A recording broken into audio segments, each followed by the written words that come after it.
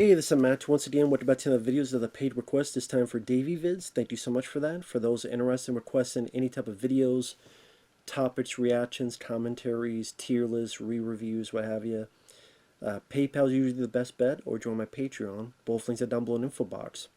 And this is for The Bye Bye Man from 2017. I need a drink.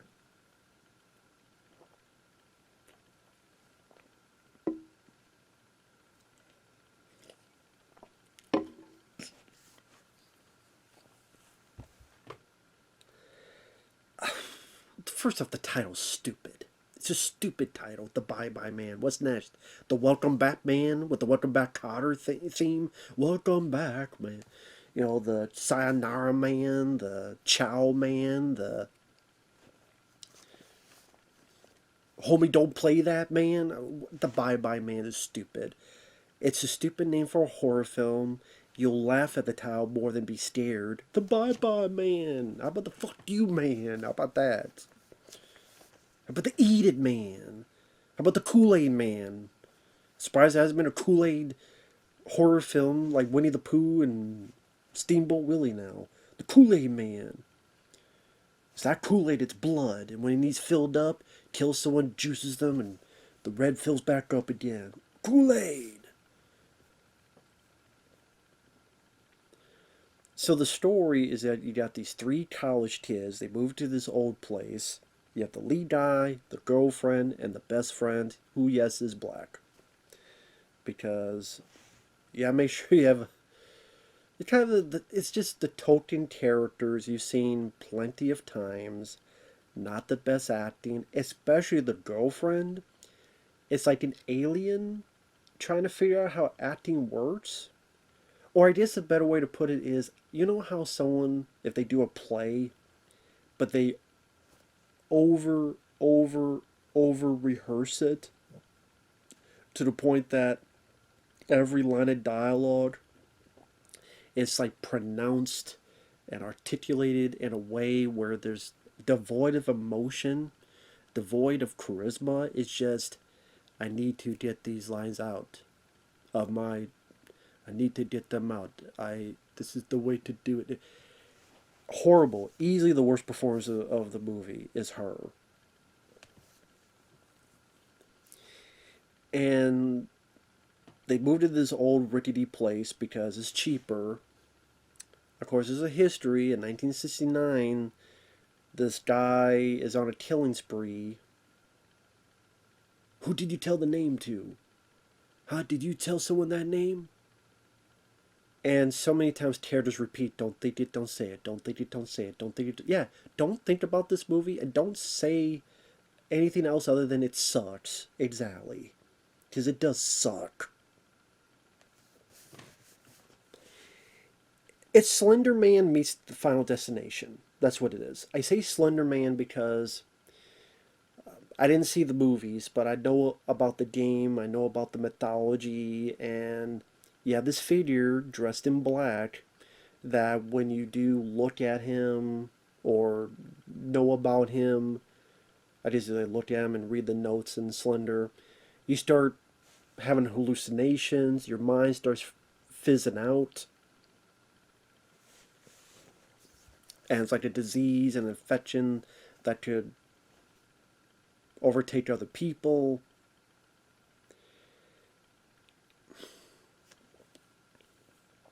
And it's one of those things where the reason I keep pausing, because number one, I did not see the PG-13 version. I guess I was lucky enough to see the uncut version, because I guess when this came out, stuff was cut out to get a PG-13. Kind of almost wish I saw that version just to make fun of it even more, but they released a more longer cut, so I guess that's the one I saw. Because I know when this came out, a lot of people were complaining about, well, these weird things it does to hide the gore. Well, there's no really gore in this, but I guess I missed out on that piece of fun that I could, at least could have laughed at. But there's still stuff in this that just comes off as more laughable than scary. And the premise will create more questions than answers. And the characters, there's no reason to give a shit about any of them. And like they bring up stuff with the mythology, but they don't really do much with it. They bring this idea of coins that they symbolize the wonder and terror of fortune. I don't know what the hell that means. It seems like I would get better with a fortune cookie. Because then from time to time you see these coins, and I still don't know what the hell that all means. The coin stuff. Maybe you stick enough up your ass, the slot machine will pump out a better movie. I don't know.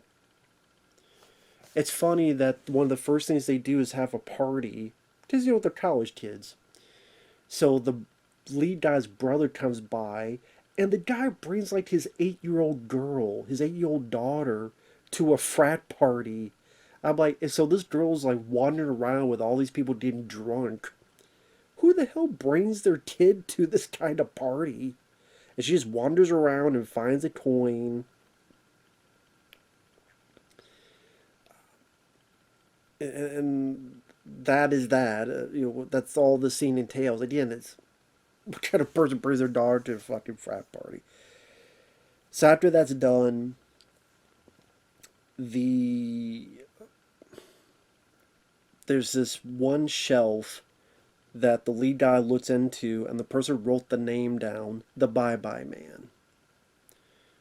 Now, part of me is wondering if this person back in 1969 wanted to kill people who had the name, why would you write the name on a shelf? But I guess also it could kind of make you do stuff that you see things that you don't see, or you write things that, but at the same time, when that happens, it seems like they're cognitive of what's happening for a bit, to a point where, like later on, when it's hitting the fan, the girlfriend, like, I didn't even know I wrote this, but she still remembers that she did write it eventually. But yeah, for some reason I wrote this. Or at one point, the lead guy is like being made to say the Bye-Bye Man so another person hears it, but he's cognitive to like close his mouth. So if this guy in 1969 is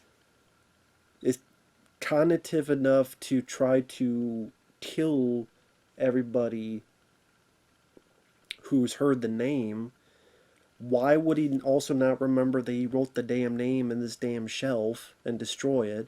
And also, why would later on there be this article that was written but then was never published for whatever reason, but is still able to be kind of found on a search engine? I guess this guy, it's just a matter of him screwing up one piece of the puzzle. Hey, no one's perfect, I guess. But back to the current time of the movie, the friends get a seance together because, of course, why not? We have a seance. We invite this girl that's just there to be the Wiccan, or whatever the hell she labels herself.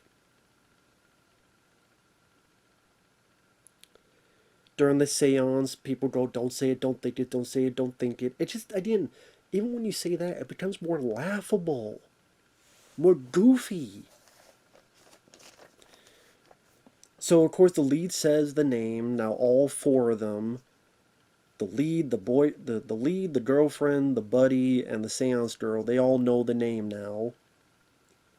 As something about, like, the more you think it or say it, the quicker it comes for you. Which is not the case, because the lead guy is the one who thinks about it the most. So shouldn't he be the first victim? Because the lead guy is the one who thinks and thinks it the most. He even though he knows something's bad in saying this line, he blatantly tells a damn librarian, "What are you looking up? The Bye-Bye Man?" You just looked it up. You're not supposed to say this because it's like some virus thing. So you just blatantly tell this librarian what the hell the name is. But we're not there yet. So the seance goes wrong, of course. The best friend is with the Seance girl. I guess he has a limp dick. I guess that's another power that the Bye-Bye Man has. Impotence.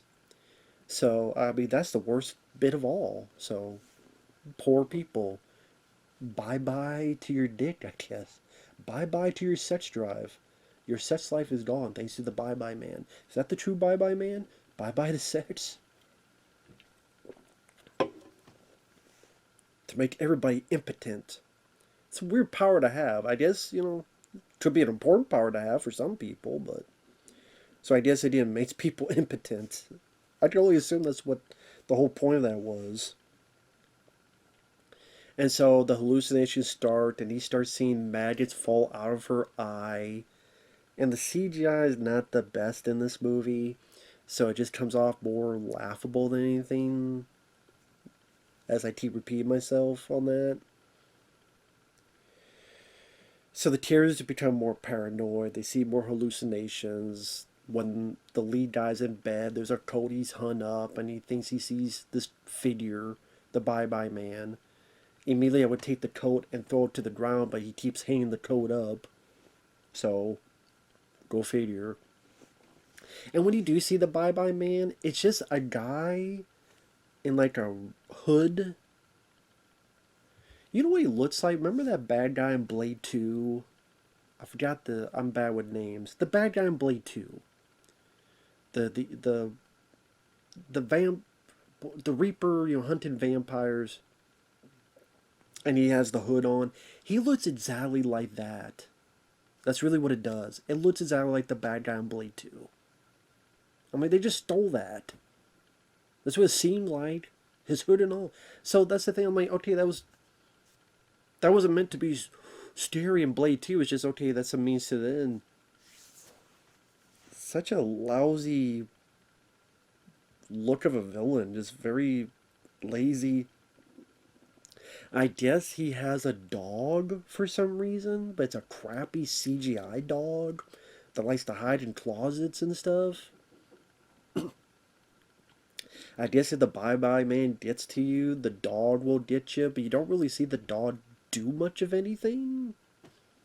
So just come off as kind of pointless. Because I can't think of one time that the dog attacked someone. Maybe I was out of my mind, and just really bad CGI. Really terrible. Here's the thing about the person who directed this. The person who directed the film, she did a film I like called The Last Supper from the mid-90s. It had Ron Perlman and Cameron Diaz and Jason Alexander and Mark Harmon and Bill Paxton. It was a cool setup where it was this group of friends, and this other guy's there, Bill Paxton. He's being very confrontational, angry, violent, sadistic. So one releases another. They kill him. It's an accident, but it was self-defense. Then they come with the idea of, well, wait a minute. The world will be a better place without this guy. What if there's other people? And so they'll invite people, and they'll have poison and non-poison. And if they deem them acceptable, the one drink. If not, they give them the poison, and then throughout the film it's like, okay, well, this person's very racist, or this person's very sexist, this person is very homophobic, and it seems like a film that would work in today's age fairly well, but granted, it was a different writer of The Last Supper. So maybe that's what it is. It's the writer of that film that made that film work and not the director. Because here, it's not the case. But I've seen this director do a decent job once. Never again. Oh well, lady. Even ladies made bad movies too. Just like the guys.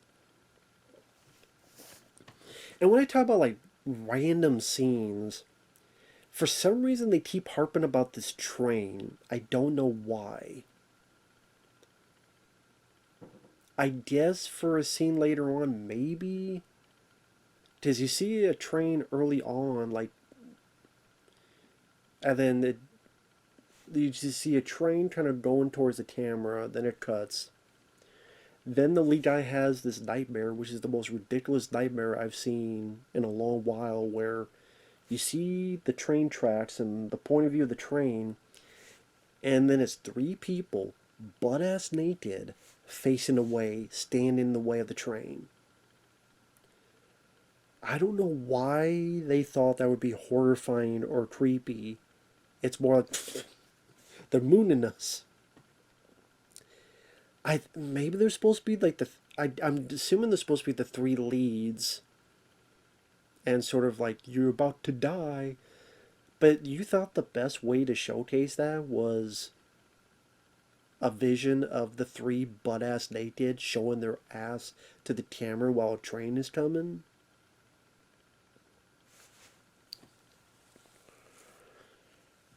I don't get it. I don't get it. Stupid.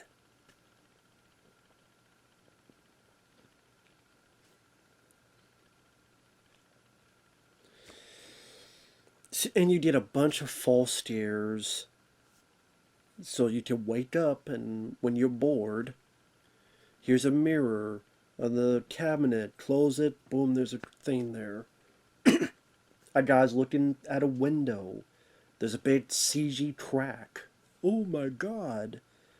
I mean, oh my god, what awful CG, oh shit.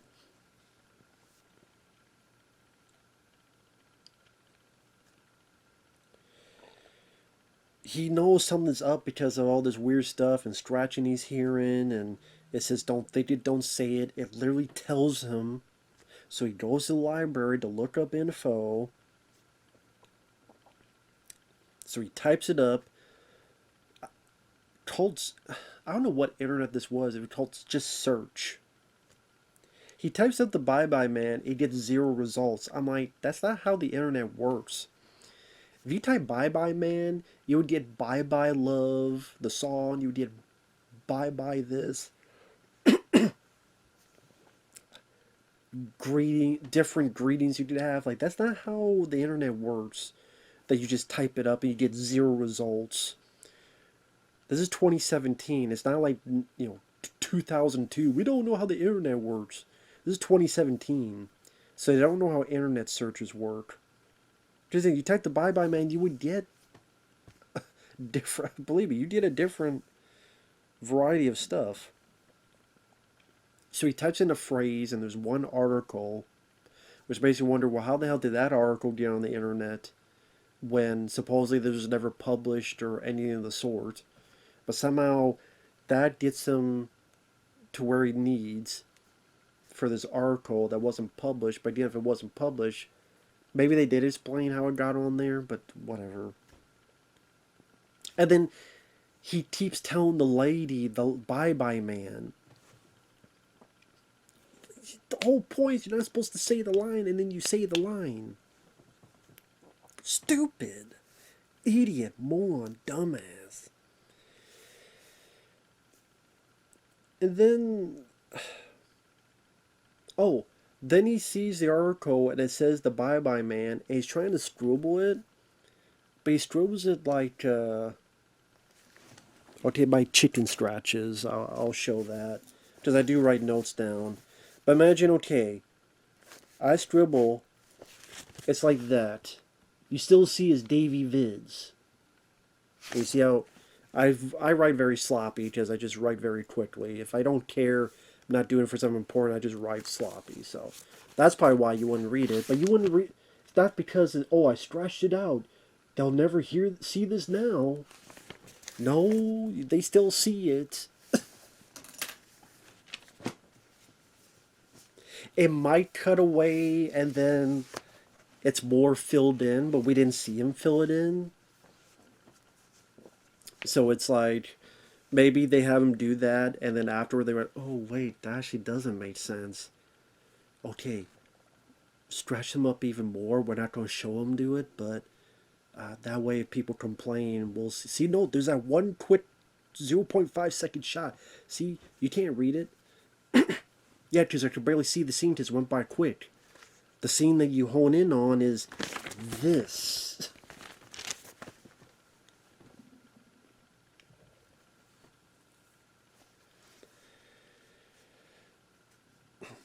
So you still read it.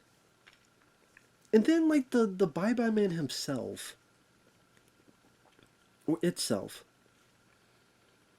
So the idea is, I want this spread like a virus. The more fear, the more powerful I get. So now I was trying to take a bit from Freddy Krueger. Because that was Freddy Krueger. The more fear, the more people are afraid, the more powerful I get. Even, Freddy vs. Jason, that was a big component of that movie. As well as some of the other Elm Street films.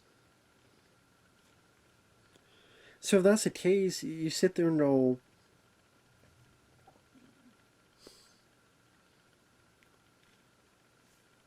why do you not just let it be spread more? Why try to kill them? Because then it gets to the point where the friend's idea is, he's going to kill us, so I'm going to kill you before he kills us. I mean, if that's the case, then why don't you just, I would say, shut your mouth, but I guess you just say it can kind of control you and write things you don't mean to write, say things you don't mean to say. I'm kind of sitting there going, why don't you just trap yourselves? Why don't you just... It is just this weird notion of, we don't want it to kill us, so I need to kill you before he kills you. But I guess the idea is that I need to kill you quicker than he does, so that we don't spread it. Of course, then you would think the Bye Bye Man would be, okay, I need to keep these guys alive, not try to kill them. See, that would make more sense. If the Bye Bye Man's goal is to keep them alive, to spread more and more and more, until it gets to a point where now I could just take them out one by one, that would make more sense. And so it'd be kind of this weird dynamic where the characters are trying to die because they don't want the virus spread, but the Bye Bye Man's trying to make them live. But then that's not the case. Instead, I'm going to make you pretend to be you, and you're going to stab this person in the face, and then you're going to shoot this person, but then it's actually the person, you thought you were shooting this person, but you actually shot and killed this person. I'm like, the Bye Bye Man's doing a bad job if he wants this thing to spread and get people infected in order to be more powerful. At least for Freddy Krueger, it's the killing that makes him powerful for souls. I mean, them being afraid will get him hopefully more powerful to kill, but it's the killing that makes him powerful. Here, I thought the way they made it seem like the more people that know, the more powerful he gets, and then he could kill. I don't fucking know. I'm putting more thought into this than they did. It's a very boring movie. It's a very slow movie. Even the unrated cut, there's not a whole lot of blood, gore, guts in it. Some actors appear, you go, why the hell are you in this? Carrie-Anne Moss from the Matrix films. I liked her as an actress. She's in this for like 2 or 3 scenes. Just a complete waste. She's a cop, and she talks to them when the Seance girl, she thinks she sees someone on the train. So I guess that's why they showed a train before. But they didn't show the Seance girl with the train. They showed the other characters with the train. And some may be so bored you'll forget the whole train bit, other than, oh, well, why were they naked? And why were they showing their ass to the camera? And I'm just basically thinking of a lame version of Final Destination, which did it better. Remember the scene with the bus where Devon Sawa sees the bus reflection, but he goes over here, there's nothing there. And then it's a little bit time later where the bus collides. That's doing it a lot better. A lot more effective. I like the first 2 Final Destination films. After that, not so much. But that's way better than this. So after that death happens, Carrie-Anne Moss is there, and then interrogates the lead guy, and the lead guy pretty much says, I can't say it. and it's danger. Somehow Carrie-Anne Moss believes him, or I guess they didn't have the evidence, so they let him go. And then she doesn't come back till like the very end of the movie to sequel bait, which I'll get to that. Faye Dunaway from Chinatown and Network, she's in this. She was the wife of the guy from 1969.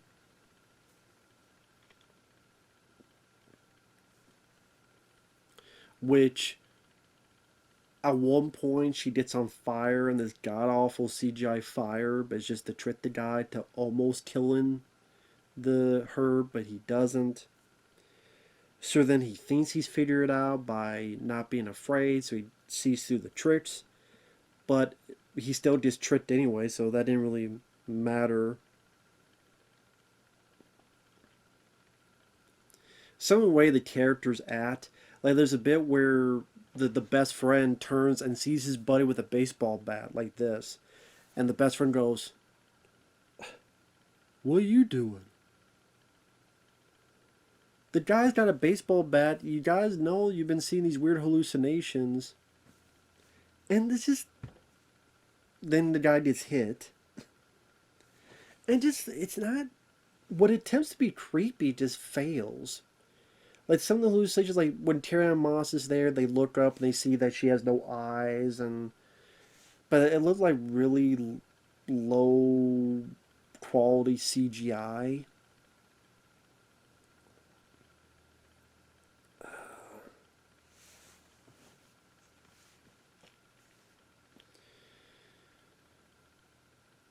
the At one point the lead guy's driving, and "You're not real" drives through it. He looks back and he keeps looking back behind him for like 10 seconds, so you know someone's going to come up when he turns, and then lo and behold, the librarian somehow was pulled into the middle of the street because she is infected.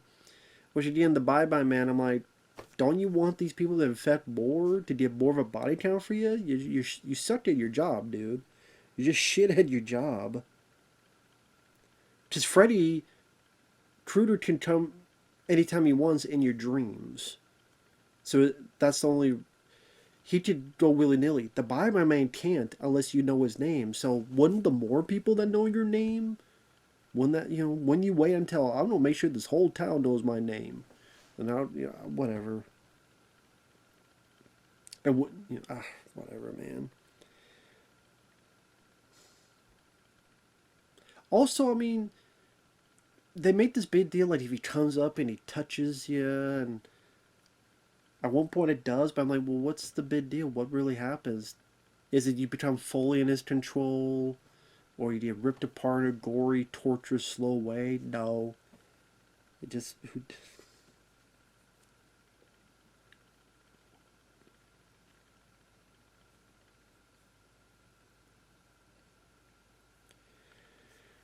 The finale.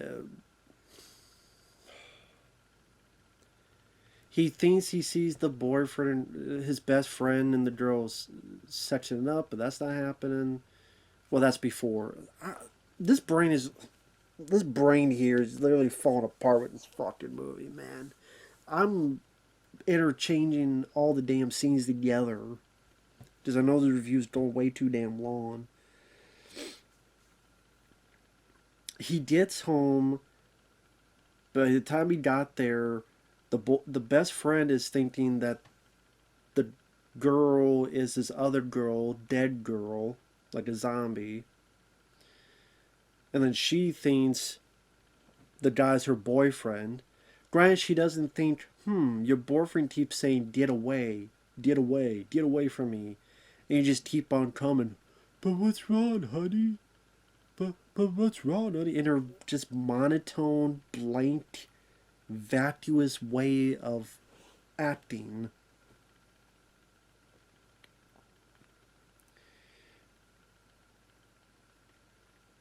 And the lead guy gets there and he sees one thing. He thinks the girl is stabbing the guy, and he shoots the guy, but in fact it was the other way around, where the guy was stabbing. No, He thought the guy was stabbing the girl's face, and he grabs the guy and shoots the guy, his best friend, but really it was the other way around, where the guy was really stabbing the girl was really stabbing the guy in the face, and he actually shot his girlfriend instead of the guy. And then his brother comes by with his little girl. Does the guy just bring his daughter everywhere? And he hears that the guy, like, his brother's screaming, like, "Don't, get away, just get away. Yeah, get away." You think, okay, let me take my daughter, go back to the truck. No, I just stand there. The Bible Man is trying to make them say the Bible Man to infect them. He shoots himself. And then it tries to have like a couple sequel bait endings. One is the little girl finds the shelf, but then the guy goes, "Well, what did it say, honey?" "I can't read in the dark." So I guess it's not a sequel bait ending, but I guess maybe it's like, well, maybe the brother will go back to try to find that shelf and look at it. And then also, when the cops are there, Carrie-Anne Moss finds that the best friend is still alive. And she says, please tell me what it is, what's going on. And he whispers something to her. So I guess for a Bye-Bye Man 2, which thankfully never happened, I guess what they thought, it'd be Carrie-Anne Moss. Is that why she did? She did because if this works out, I'll get a lead role in a sequel and get a payday. It didn't work out.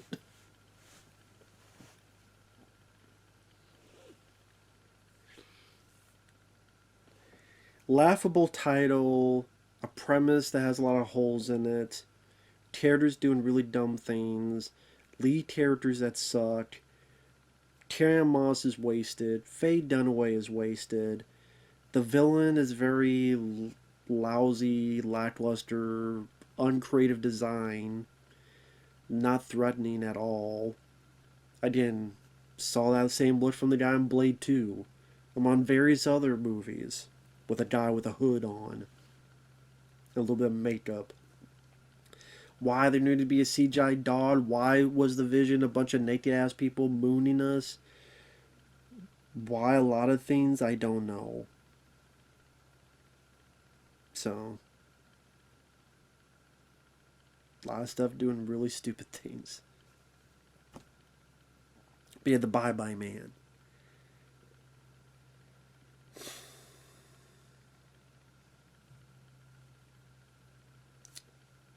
I got nothing else to say. I'm tired of talking about this movie. Later.